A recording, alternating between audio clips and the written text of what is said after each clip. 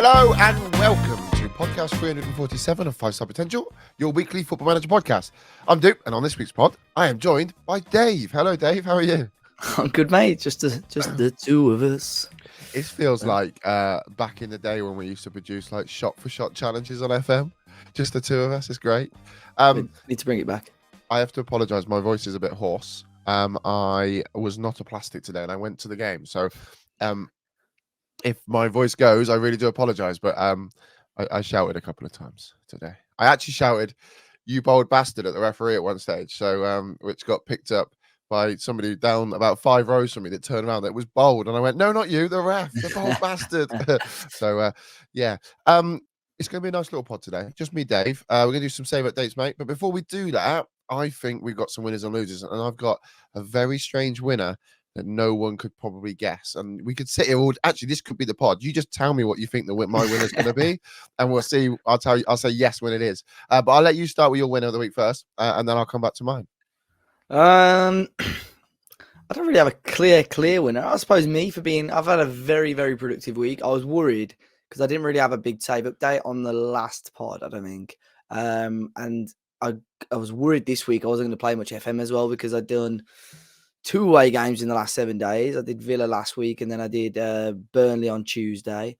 But the last few days I've really sort of, even though I've been really, really busy at work as well, I've had sort of the laptop up. So whenever I've got 10 minutes here and there, I've been sort of playing matches and then I sort of holiday from one match to the next, and then in between that space, I do a lot of work. So I've had quite a productive week in terms of Football Manager. But yeah, just I suppose me for being very, very productive, but still getting the Football Manager in as well. So I thought you were going to say like me because you've got 2 functional eyes now. Because it's much better to be fair, isn't it? Like, it is. Like, it's almost. I think even the bloodshot's pretty much gone as well. So yeah, you look like a hero. So yeah, fair play. Okay, cool, man. Yeah, no, congratulations. We'll obviously hear a lot more about that shortly. Yep. I mean, my penty's dead, so you're gonna beat me, all right? And we'll touch on that. Oh yeah, let's talk about that. Oh, we can. I can tell you now. It's fine. I've got the Man United job, and I can't be bothered. Like it's just boring now because I've got and I shouldn't have took the Man United job. Maybe I was resign at the end of the season and go somewhere else. But yeah, I've been really enjoying that save, and now it just feels a bit meh. So I've kind of. Why? Because you got the United job, or because they're too good, or what? No, I don't know. I'm just not enjoying it. Like the minute I got the United job, and it just all feels a bit samey. So I started a new save offline, which contradicts everything I was about to say, because it's a Manchester United save. Oh, right, okay. So yeah, I don't know, mate. We'll see.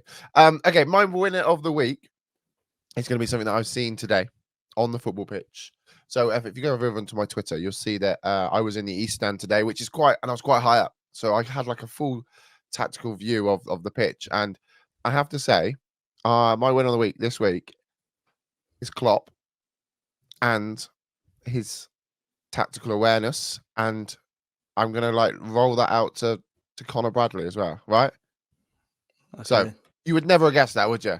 No. Okay. So the reason being is quite simply, Marcus Rashford obviously is one of our bigger threats in the game, even though he's not on the ball now. But the way that they played Connor Bradley today at right back, he was pushing on, he was cheating a lot, he was pushing really high up the pitch, which then caused Rashford to sit back. And we just had no outball on that side of the pitch, which is one of our very convenient ways of us getting out of trouble, which then saw them dominate that first half. We obviously scored a very fluky yet quality strike to make it 1-1. Then Rashford went off and Bradley went off, and then we were very able to go down both wings, and we saw a complete different tactics change. And I just thought that actually, to be fair, it was a really interesting way to watch the game. And I have to say, like, the first half, Liverpool were very good and they were very strong, but a lot of that was down to the way that Bradley was really doing really well with the ball and off the ball. And it was actually quite interesting to watch. And also in the second half, watching Liverpool attack was just horrific watching it, because like you see it and they are so good around the box and it, yeah. So I would have to say for Klopp, the way that he plays and that obviously he's leaving, and I'm very grateful for that. As a Manchester United fan, it's very good to see us play them 3 times this year and not lose to them. And they've not beat us all season. So that's really good. We've drawn twice in the league and we've obviously beat them in the FA Cup. But Yeah, I just think it's really interesting the way that fullbacks are being used now a lot more. And as a fullback, Bradley went right up, and he sometimes he was like, even when Liverpool had the ball at the back, he was one of the highest first players up the pitch, which then caused such a massive void on that right hand side for Liverpool, which they were able to evade that space and work in that space. So I was just very impressed with the way that, like, how well he played, and then also, to be fair, on the counter. Not a lot of people say this about Rashford, but he was very tactically disciplined today, and everyone slags him off because he didn't actually have a chance or he didn't do this. But a lot of the time, he was having to defend, which then obviously caused him not to be as effective upfield. And I just thought it was a really interesting way to play the game and really interesting way to see it. Like I said, it was a really good view to kind of pick that all that up. And plus, you would never have guessed I would have said Klopp after watching them play Manchester United. About literally, I've got home about 10 minutes ago. So yeah, really interesting. Loser of the week, Dave. I've got a feeling I know what this one might be. Yeah. For me, obviously after this weekend's games, it's VAR and officiating once again in the Premier League. Oh, I thought it'd be something else. Yeah. Which one are you talking about? The Liverpool penalty? I mean, that wasn't great, but no, I'm talking about. I mean, there was quite a few this week, but the main one, unfortunately, happened right in front of me at Molineux yesterday, and that was Max Kilman's disallowed goal. I think it was in the 98th minute. Ball comes in from a corner. Kilman, brilliant header into the far top corner. Ball is put back on the spot to kick off, and the referee stops play because VAR are checking a possible offside. They make the referee go to the monitor and check, and in the end, it's given as offside. So it's the first ever time I've seen or heard of a subjective offside. So they made the referee go over to the monitor to check if he thinks the player is, offside and sort of affecting play. But for me, very, very, very harsh. And I think Gary O'Neill made his point clear. A lot of the pundits and analysts made their points clear on the match of the day and so on. So for me, really, really frustrating. If you haven't seen it, basically, one of our players is stood maybe 4 or 5 yards in front of Fabianski, the West Ham goalkeeper. And to be fair, when Kilman heads it, the player is in a slight offside position, but he has no effect on the game or play whatsoever. And there's a still clip from the side where Fabianski is about 6 inches taller than the guy, so can see perfectly the flight of the ball and can see perfectly where Max Kilman heads it as well.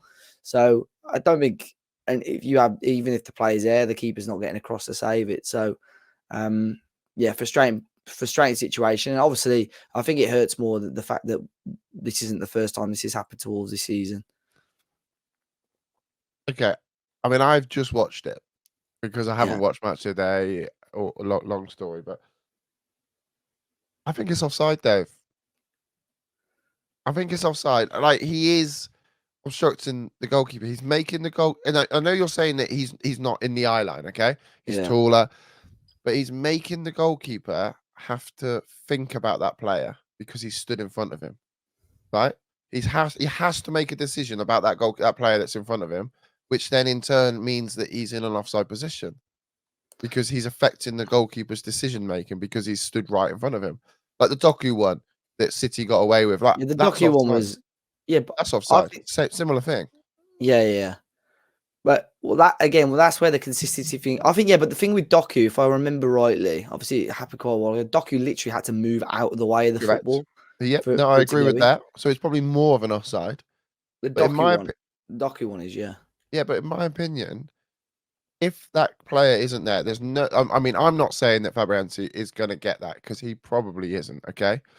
However, if he's not in front of him, Fabianski hasn't got to think about that player, so he's not affecting play. Yeah, but then you could say that about the other 8 or 9 blokes in Wolves shirts in the box because they're Yeah, all in and around him. It just happens that this guy's they're a not lot in an closer. offside position though. Yeah, Yeah, but as that ball comes Fabianski's still over, having to think about everyone in there though. he is, but they're not in an offside position.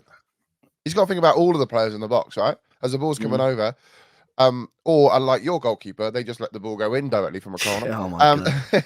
And he thinks about fuck all. But like, he's got to think about every player in that box that it's on in an onside position. He's affected the game by being in that position. Yeah, I think that ultimately, by the letter of the law, he probably he's offside. But the issue is there that common sense in that situation should prevail, and I think there's nothing stopping the goalkeeper from moving either closer to the ball or across his goal line. There's nothing obstructing directly his eye line of the ball, and that's why for me it's a bit of a crap decision. But obviously, it hurts a lot more when it's so late in the game.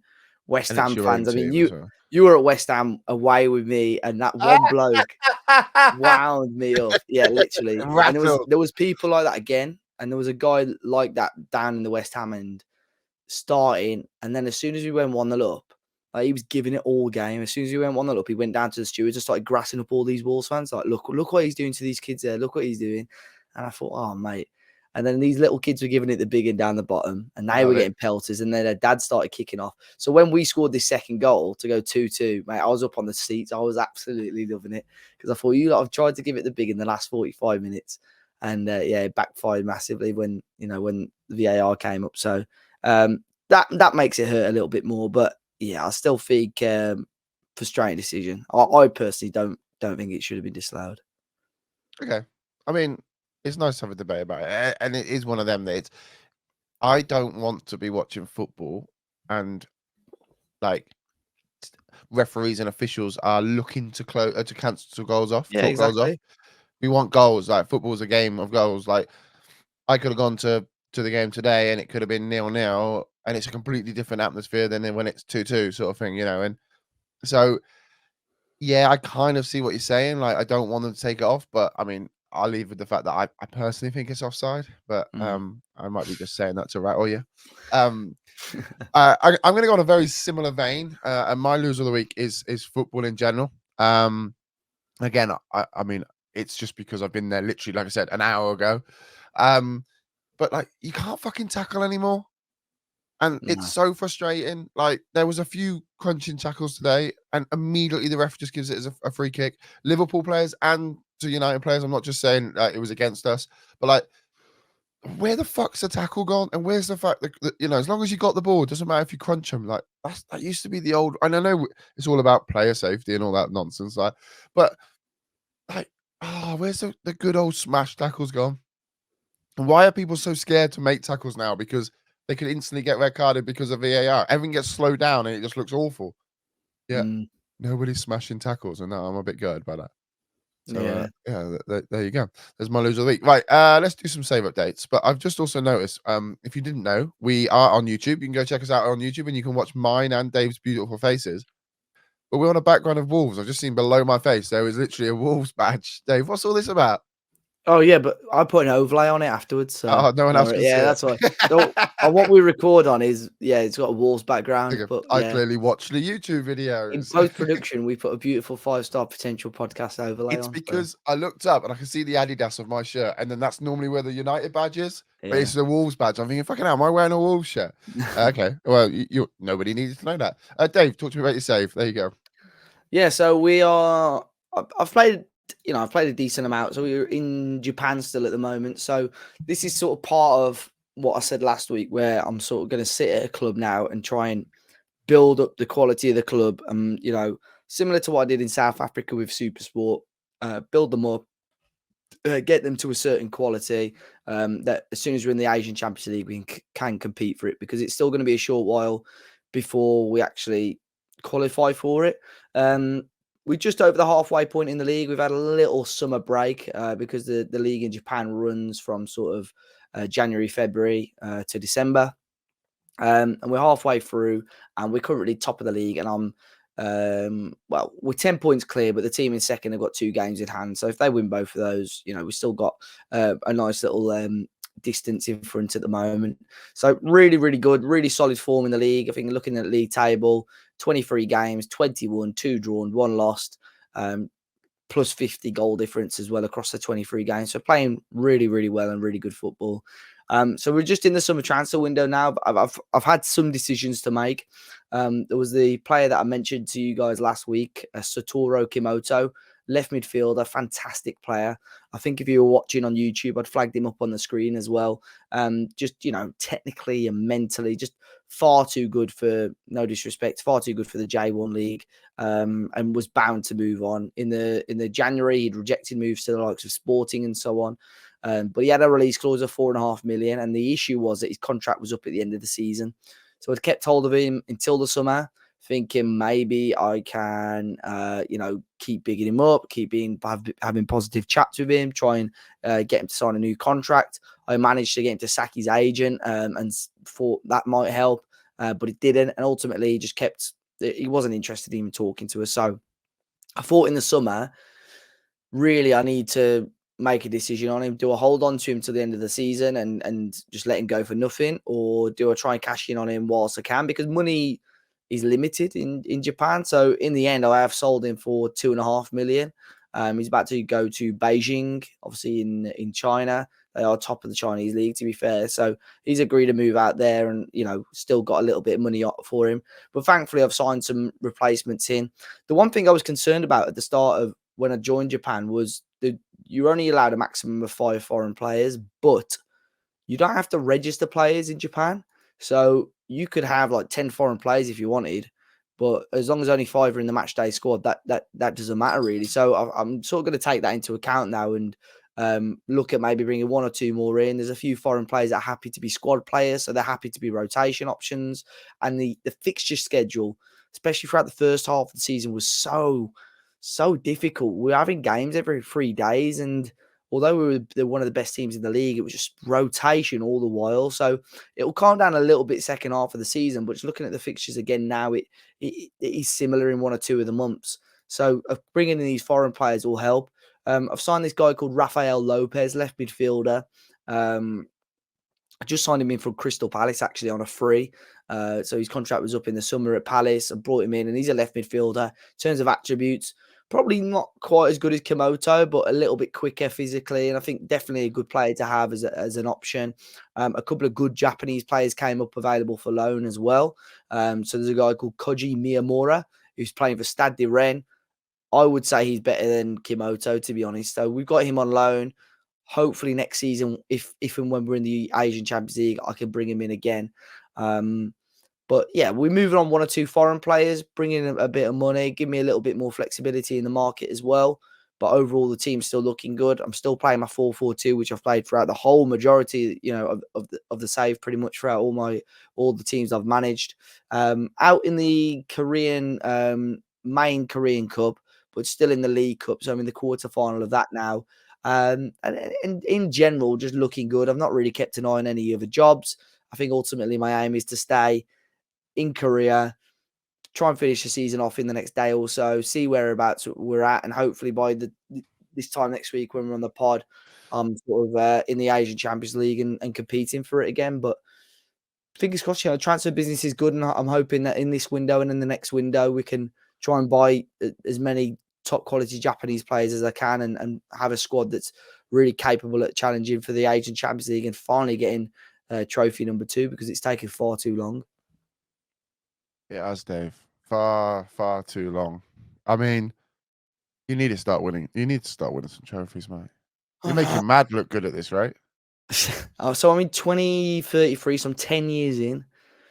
So I think I said before, didn't I, the last week or so, that I think the first time I did it, it took me an average of 5 years per Pentagon challenge. So although I slow down a little bit, as long as I can win it in the next year or 2, I can easily catch that up and have that, keep that average on. But yeah, it's difficult with teams like this, and with any team, because you think, yeah, we can have a go at winning this Champions League, and then you're knocked out, and ultimately you've got to wait another 12 months, unless you're going to jump ship. You're going to have to wait another 12 months to give it another go. So it's very, very difficult. I think the good thing is, obviously, in Asia, there's 2 legs in the final. So you've got, you've got 2 bites of the cherry, really, as long as you keep yourself after the first leg. But yeah, we should. I mean, we'll win the league title. We'll smash that.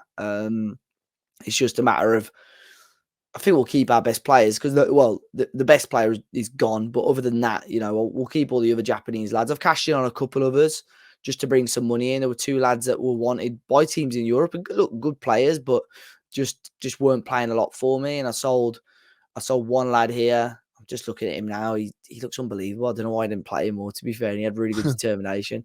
I sold him to It was at this Mönchengladbach. moment he realised he fucked up. Yeah, I sold him for 3 million, and then another like a left midfielder. I sold him for 2.5. So that's just giving me a bit of money. Like in terms of transfers, I've spent 2.3 million on players and brought in 11.5 million in sales.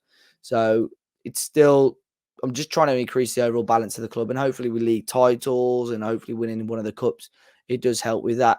But yeah, it's just trying to find the right players now to bring in. But yeah, I'm hoping it speeds up a little bit soon because it just seems like ages since I won it with Super Sport. So I've got to try and catch up soon and get the save rocking and rolling again. Because there's been times, not so much this season, but it's been times where I am worried it's going to start to get stale if I don't start, getting on top of things.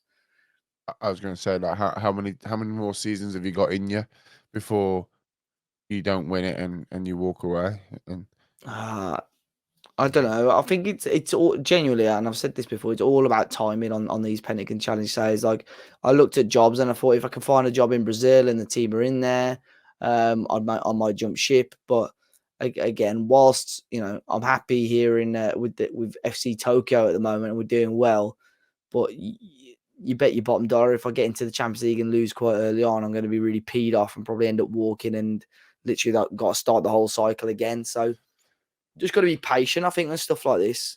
It's just trying to get games done and games played, and can be a bit tedious, especially when you're doing so well in the league. You're like going into every game, like knowing in the back of your head you're going to win, but at the same time, like you've almost got to play it to sort of get the season done. So I just want to try and get into these Champions League games sooner rather than later. yeah, I mean, I don't think you got to be afraid of jumping ship if you want to. I mean, like you said, it is all about the timing and that, but the issue you've got is if you are at the best team in that league and you Yeah, might not get that opportunity again. for sure. But I mean, yeah, sometimes it's good to, sometimes the grass is always is greener on the other side, Dev. Yeah, I know. I'm just going to be.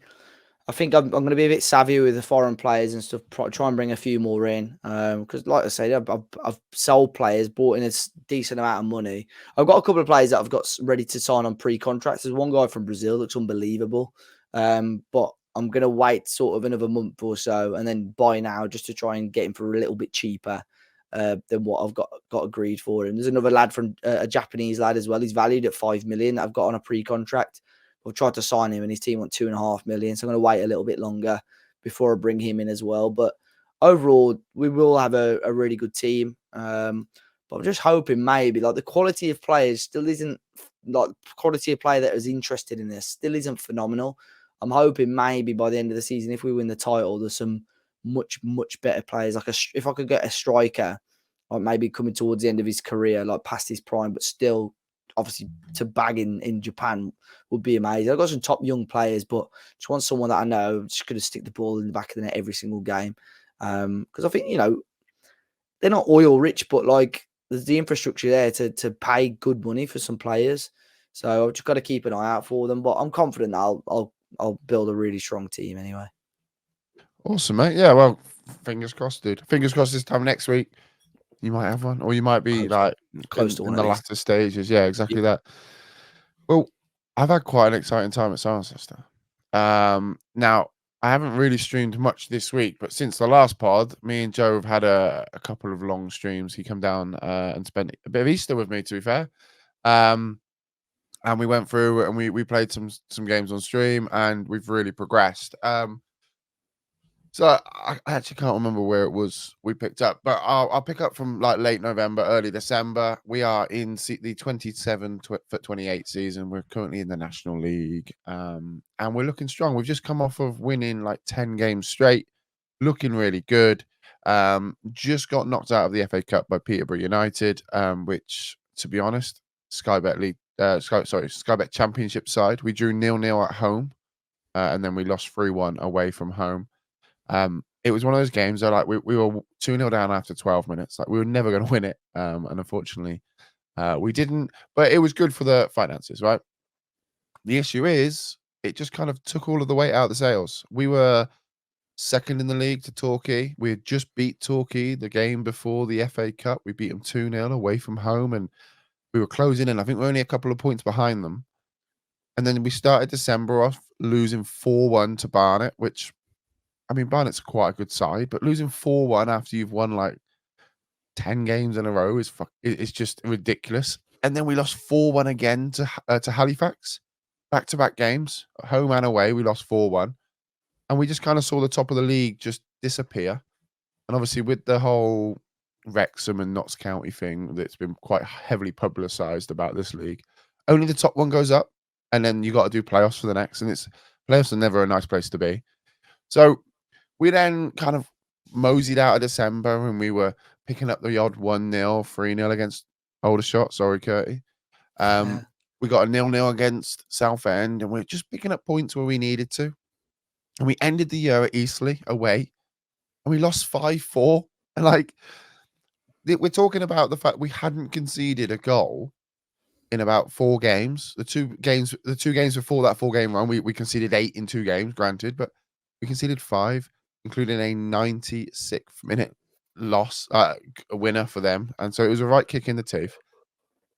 And we just slowly but surely just saw Torquay run away with the top. And we kind of resigned ourselves to becoming second, if not third, if we don't pack our ideas up. I think it was always on that we could slip out. It was quite a tough division. We had teams such as Warsaw, Newport. There's some good teams in this division. Well, we then went on another little run. January saw us beat Warsaw 3-0 at home. Saw us beat Solihull Moors. We did lose to Tamworth, but again, we then went and beat Maidstone, who at the time were very good and working very hard. We beat them 8-1 at home, which is a fantastic result. And then we went into February. We didn't lose a game in February. We drew one, won the rest.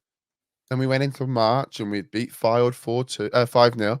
We beat Scunthorpe United 4-2. Ex league, what were they? League One winners, I think, back in the day. And then with 5 games to go, we played Torquay. If we beat Torquay, we're top of the league with 4 games to go. And 1 foot in League Two. We lost 4-2. Absolutely got battered at home. We beat them away from home and we got battered at home.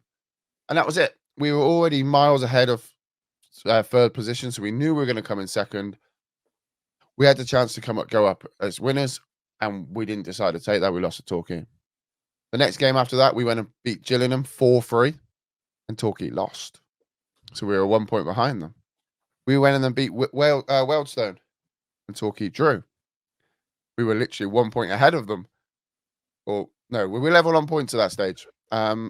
And then we played Southend, and we won, and they lost. So we were 3 points clear. All we had to do on the final day of the season was match Torquay's result, and we would have won the league. And we lost, and they won. Oh. And we lost the division on the final fucking day by losing the game, and it was a nightmare. So we went into the playoffs. We beat Mansfield at home 3-0, which was quite a comprehensive win. We were able to rest a few players afterwards. It wasn't too scary. What was scary was the fact that we had to go and do our first ever game at Wembley and play Newport County at Wembley in front of 38,000 fans. 28,000 of them were Cirencester Town fans, which is mental, right? Wow. Yeah, I tell a complete and utter fucking lie there. 28,000 of them were Newport fans, so we only had 10,000 Cirencester fans, which is probably like most of our population, to be fair. Newport started really well. We missed a penalty. Newport then scored. We then scored on the 41st minute to go in 1-1 at half time. A little bit hard done by because we should have scored our penalty. Newport scored in the 46th minute. Alfie May then puts a penalty away in the 50th minute, and it just went back and forth. Bradley Dack scored in the 59th minute, and that was the final of the game, final goal of the game, and we won the playoff final with Joe next to us. A little bit nervous, the whole I don't get nervous, but I'm kind of getting a bit shaky was going on in my head. And yeah, we got promoted. We were offered to go professional. So the club just wanted us to go professional, obviously going into League Two, which was a big kind of decision for us. And a massive step. So we have moved right up to there. We've now played 13 games in Sky Bet League 2. It was tough. Like we are we are playing some very, very good sides in this division. Barnsley are in it. Cheltenham, Wickham, Cambridge, Doncaster. We got some really good sides in this division, right? And we are on a minuscule budget compared to everybody else. I think actually, I could probably tell you that, but I think we're like fourth from bottom on our salary. No, we spend 1.1 million. Only Northampton spend less than us, so we are right dead bottom.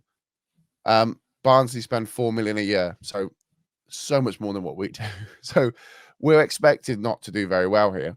However, after quite a slow start and after bringing some players in, some players that you might know, David, and some players that decided not to join us, David, because we tried to go get you.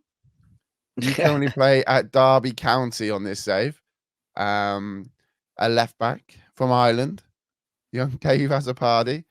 And to be fair, you're not that bad. I'll be honest. I've seen worse. I've seen worse Dave has a parties. And yet you decided not to join us, mate. You decided not to join us, and you are in Derby's County's team, like in their reserve team, and you've not played. Yet you wouldn't join us, but you joined. Well, you just joined the reserves and just sat there and did fuck all, basically. And a bit heartbroken, to be honest, mate. Because I thought, I've got Joe with me. The tweet could be that special guest Dave has a party and makes his appearance on stream, and you don't come. But what I have managed to do is I've managed to sign a 35-year-old Jesse Lingard at Cirencester Town. Wow. Mobility wise, not so good. Technical wise, pretty good. But I've managed to get a man that used to be on like 150 grand a week. I've managed to sign him for £1,500 a week. So not a lot at all. And the reason being is because we're giving him a coaching badge and he's going to become a coach straight after he retires. So we are kind of fiddling the system a little bit, really, because he should be on a lot more than that. But because we are offering to pay him as a player coach, he should be pretty cool with us. But yeah, that's pretty much kind of how the team's set up. I mean, the rest are all new gens, to be honest. We've got a couple of guys. We've managed to open the doors up because we've got a bit of a bigger scouting budget, and we managed to pick an Ecuadorian up called Carmona, who is just a little beast, to be fair. And we've just done the face update, the face pack. So I had issues with previously. We've done a bit of a PC reset, and we've managed to get all their faces on, and it is pretty exciting, to be fair, because I've got some proper cool little new gens. I also picked up a random Portuguese right back called Nuno Mendes. And I love him so much because he's Portuguese and we should never know who he is, but yet we managed to find him, and he has like 15 aggression, 15 determination, 15 positioning, 16 concentration, and he's got 8 crossing, which is terrible for him for a right back. And he's also got 4 passing, but I wanted to sign him because I just liked him. And he's got a big bushy beard, which is always something very good. But the season itself is going okay. We are out of the EFL Cup. We lost to Chelsea at Stamford Bridge in the 3rd round of the EFL Cup. We beat QPR on penalties. We beat Colchester in the 2nd round, and then we lost 5-0 to Chelsea. Now that sounds like a bad result, right? It's Chelsea. But we did get a player sent off in the 12th minute. Like, you're going to Stamford Bridge. We're taking 1,000 away fans to Stamford Bridge. There's 30,000 people there. And we decided to get sent off after 12 minutes. And we got absolutely battered. But they had quite a good team. They had Lavia was playing for them, who, I mean, it's costing an absolute fortune. Cucurella was playing for them. Conor Gallagher played for them. And Cuckoo played for them. They've signed Tusoba, whatever his name is, the centre back. So there's some good players, and we got absolutely battered. But in the league, like big step up. We've only lost 3 games in the league. We've drawn a fair few. and we drew against our rivals Cheltenham. But apart from that, we've won the rest. We've just actually beat Torquay in our last game, 3-2, which finds us 5th in the league after 13 games, which is really positive, to be fair. I don't think we're going to get promoted. I said that last year, and I said it this season before. We're predicted to come 23rd in the league, which is a hell of a drop-off. So I can't see us getting promoted. But we're doing all right, and I'm quite happy with that. And we are back streaming this week, live over at twitch.tv/Doop. My schedule will be out. We should be live Tuesday, Wednesday, Thursday. But we should we'll kind of put that on Twitter. But I'm excited to see where we can get to, and hopefully this week we can kind of carry on our FA Cup run, carry on the league, and see where we can get down to, because it's not easy. It's really not easy, and it's getting to the point now where it's just getting harder and harder because we keep having to buy new players, just keep refreshing through, and it's a new team every kind of season, and it's just tough. You're always going to run out of luck at one stage, right? You can't guarantee you're going to win and get promoted every week, every season. So yeah, it should kind of peter out some stage, and hopefully we should find a ceiling, and then kind of work and start building something with that. I hope that you get either in like a youth intake, or whether you somehow like scout one, a young player, which you can sort of keep for at least a few seasons and just almost build a team around them. I don't know if you've caught anyone yet, but it'd be really cool. Or even a player that you find on loan, like in the championship or something, that they run their contract down and you manage to sign him on a free or something. I don't know. Yeah, we haven't really got many players that have like carried on. So we've got the goalkeeper played for us last year. And that's literally about it. Like, there's a couple of centre. We've got James Kamara, who was on loan for us for like 3 seasons now. He's played. He played in the National League South. He played 35 games, 31 goals in the league. In the National League, he played 43 games and he scored 23 goals. So he's at the moment he's 2 goals in 7. But the problem we got is they're just not stepping up. Like, we have to refresh it because we need players that are going to step up and do the job. But we're not scoring many goals this season. We've kind of tweaked the system a little bit. And we're playing with kind of out-and-out wingers rather than inside forwards. And we're trying to have a ball winner in instead of 2 DMs, and slightly tweaking our system a little bit, and trying to play to our strengths rather than trying to play to the system that we've played. But yeah, we are struggling a wee bit, I'll be honest, but we haven't had the youth intakes that are any good. We haven't had anything that resembles a decent little leg up with that. I keep going to the board asking for better facilities and that. They have just took out £1 million loan to improve our stadium to like 5,000 or 5,050. I think it's 1,500 that they're adding. The issue is we're not selling out. Like, we don't sell out our stadium every week, so it's a bit shit, really. I'd have preferred to have spent that money elsewhere, but what can you do if we're not getting if like our club, our chairman can only decide where he puts his money, and if he's not going to put it in the playing squad, then he's going to try and up our facilities. We've tried to up our youth facilities, we've tried to up this and that, but yeah, what can we do? Well, one thing we have got is for some strange reason, 13 games into the season, we've got new kits now, which I'll upload and put on. But you can see them over on Twitter. I got them made. I mean, I think they're very good. I will put the link to the chap that I used in case anybody wants to kind of have a little look. I can't remember what his name is, which is really bad. To be fair, I'm just stalling for time as I scroll down. FM Custom Kits on Twitter, so go check them out. They're not the cheapest, but by far they are one of the better kits. So he's a very good kit maker, and they get done pretty quickly and to your request. And it's kind of the finer details that kind of steps them up. But like I said, they're not the cheapest, but if you want to make your save stand out a little bit, you can over with FM Custom Kits. There you go. There's my shout out.